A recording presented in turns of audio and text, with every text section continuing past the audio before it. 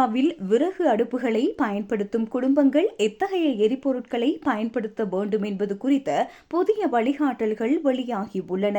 விதிகளை மீறுவோருக்கு 300 பவுண்ட் அபராதம் விதிக்கப்படலாம் என எச்சரிக்கப்பட்டுள்ளது. 2021ஆம் ஆண்டு மே மாதம் 1ஆம் திகதி முதல் நடைமுறைக்கு வந்த திட எரிபொருள் தரக்கட்டுப்பாட்டு விதிகளின்படி ஈரமான விறகுகள் மற்றும் பிட்டுமினஸ் நிலக்கரி விற்பனைக்கு தடை விதிக்கப்பட்டுள்ளது. சூளையில் உலர்த்தப்பட்ட அல்லது பதப்படுத்தப்பட்ட விறகுகள் மிக குறைந்த புகையையே வெளியிடுகின்றன. இவை சாதாரண விறகுகளை விட 50% குறைவான மாசையே உண்டாக்கின்றன. உலர்ந்த விறகுகள் அதிக வெப்பத்தை தருவதோடு புகைப்போக்கி தீப்பற்றுவதையும் தடுக்கின்றன. நீங்கள் வாங்கும் விறகுகளில் wood sure ready to burn என்ற லோகோ இருப்பதை உறுதிப்படுத்திக் கொள்ளுங்கள்.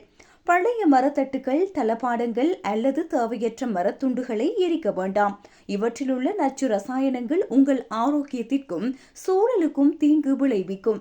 விறகுகள் மற்றும் நிலக்கரி கட்டிகள் மழையில் நடையாதவாறு பாதுகாப்பாக சேமிக்கப்பட வேண்டும். இங்கிலாந்து, ஸ்காட்லாந்து, வேல்ஸ் மற்றும் வடக்கு அயர்லாந்து ஆகிய நாடுகளுக்கு தனித்தனியாக அங்கீகரிக்கப்பட்ட எரிபொருள் பட்டியலை DEFRA அமைப்பு வெளியிட்டுள்ளது.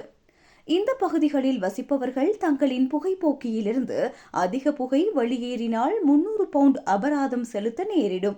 நீங்கள் புதிய அடுப்புகளை வாங்குவதாக இருந்தால் அவை DEFRA அமைப்பினால் அங்கீகரிக்கப்பட்ட ரகத்தை சேர்ந்தவையாக இருப்பதை உறுதி செய்யுமாறு அறிவுறுத்தப்பட்டுள்ளது.